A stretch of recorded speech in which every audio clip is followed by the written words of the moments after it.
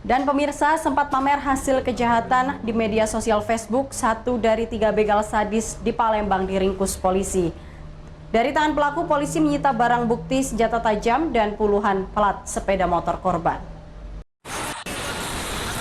Ketiga pelaku begal di Palembang ini memamerkan hasil kejahatannya di aplikasi Facebook secara live.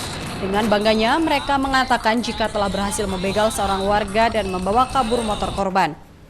Dari rekaman inilah unit pidana umum Polrestabes Palembang berhasil mengidentifikasi salah satu pelaku dan menggerebek kosan pelaku.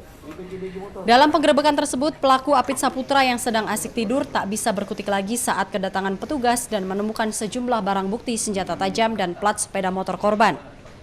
Kasat Reskrim Polrestabes Palembang Kompol Triwahyudi menyatakan pelaku dan 2 rekannya yang masih berkeliaran kerap beraksi pada malam hari dan mengincar warga yang berkendara seorang diri. Dalam melancarkan aksinya, pelaku tak segan-segan melukai korban dengan senjata tajam jika melakukan perlawanan.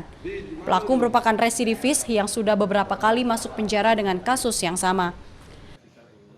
Curas di daerah KM 12 itu sekitar itu dekat rumah sakit di Bahar, dan yang ininya dia setelah melakukan aksinya itu sama 2 orang kawannya, yang pelaku itu bertiga ya, baru kita amankan 1, 2 lagi kita sedang pengejaran. Atas perbuatannya pelaku dijerat pasal 365 KUHP dengan ancaman 10 tahun penjara, sedangkan 2 rekan pelaku masih dalam pengejaran petugas. Dari Palembang, Muhammad David, iNews melaporkan.